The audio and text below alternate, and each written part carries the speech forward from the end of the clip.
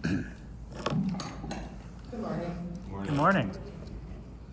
The topic of military chaplains was inspired a little bit by our own minister at our church, Father Andy Young. He is currently a military chaplain. He started his career in the Marine Corps, where he did his service there first before entering the seminary, and then from there he has gone on to be a chaplain for the Navy and currently for the Air Force. The only branch he's missed is the Army of the Four Corps, which, if you know him, he's a great service-oriented person throughout everything he does in his life. He's very service-oriented, he's very community engaged, he frequents events at the school. Therefore, I wanted to have this speech just to honor him a little bit in his work, but really talking about the service of all of our military chaplains.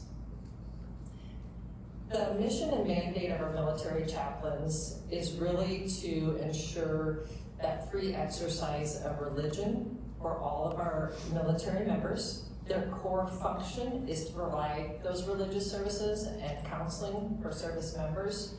They have a couple of duties in which they care for the wounded, those on the battlefield, as well as those that are in hospitals.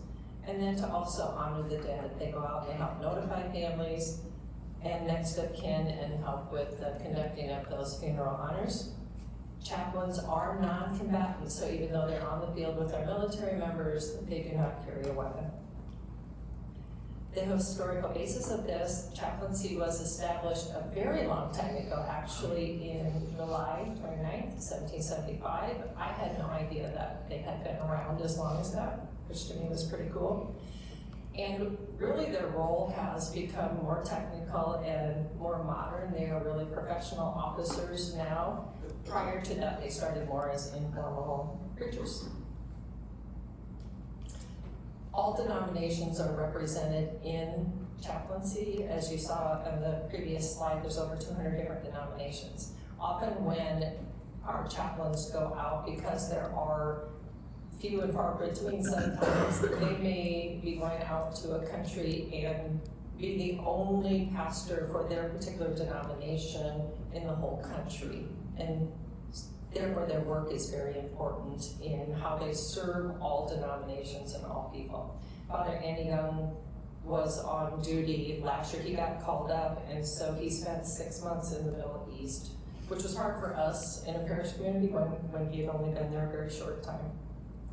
But that's where he feels very strongly about his duty and the work that he does in serving the military brothers and sisters that he works with. And believe me, he shows up with his robes on at church once a month with his fatigues underneath, because he takes that duty very seriously. And he often remembers all of them in our prayers. Quite often our chaplains are performing their religious rites of their own faith, but then they also support, like I said, those other members. They do provide a significant amount of counseling. As you can imagine, there are a lot of hard things that take place on the battlefield that they're there. Not only that, but they provide that for service members who don't have any religious foundation or beliefs. They provide a significant amount of counseling, whether that's on leadership, marriage, or the ethics of service. They also act as advisors to their commanders on religious ethics, morale, and the impact of local religion on their military operations, which is kind of cool. They are also very much tied to that confidentiality of what is spoken to them that they do not share out with anybody. This is protected under Military Rule of Evidence 503. The sacred trust covers conversations during counseling or matter of conscience, and they can't share that, even if the person has committed a crime, unless they have written permission to do so, and there are no exceptions to that. Like I said, chaplains do go out on the battlefield with their fellow people in their unit that they're serving, including the front lines.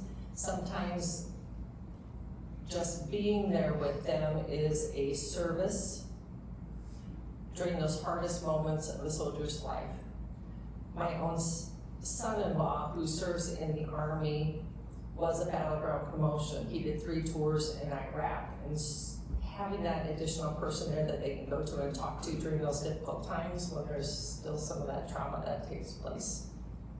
Because that was hard not only on him, but also on his family. It was a great impact there.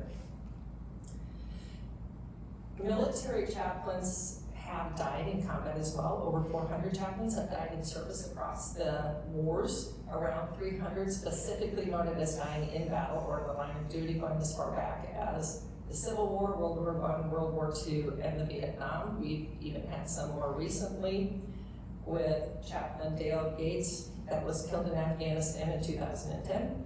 And then Chaplain Timothy Boak, who died in 2009 from wounds that he sustained in Iraq in 2004.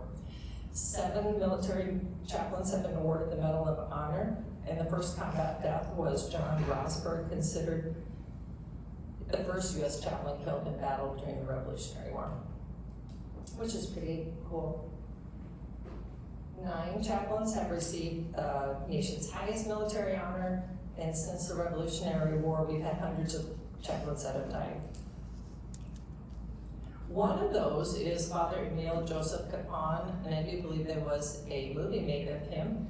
He was a Kansas priest who served in World War II and then re-enlisted and served also during the Korean War. He was known for helping pull soldiers off the battleground that were wounded and injured, but then also stayed with his troops even though he was encouraged to leave, and then he did become a POW, where he continued to serve many of the soldiers while he was in the POW camp. He did end up passing away of dysentery and many other things. He was often known for giving his food away and continuing to provide religious services as best he could, administer to those other soldiers that were in his unit. He did steal food from the guards so that he could feed starving prisoners, often without taking the food himself.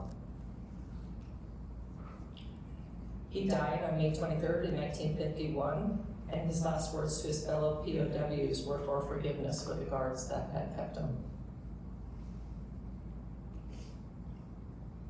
When he received a Medal of Honor, there's lots on him. You can find tons of information of him online, so if you want to find out information of somebody who's truly an honorable man in his service, he was certainly one of them.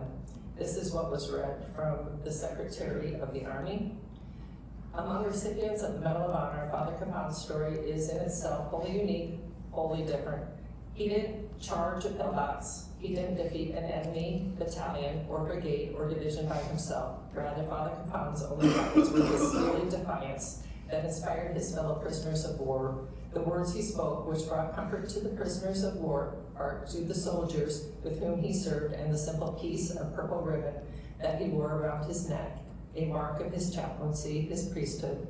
But don't make any mistake about it. Father Capon was a soldier, and a soldier in the purest and truest sense of the word.